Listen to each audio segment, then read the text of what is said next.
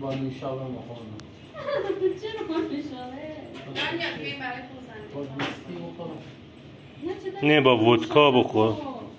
با نوشابه حیف کن نوشابه شنگاه میگم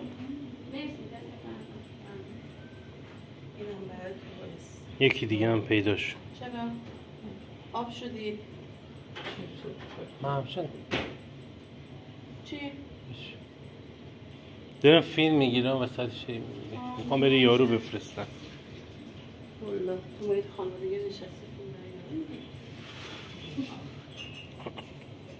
تلویزیون از اونجا روشن کن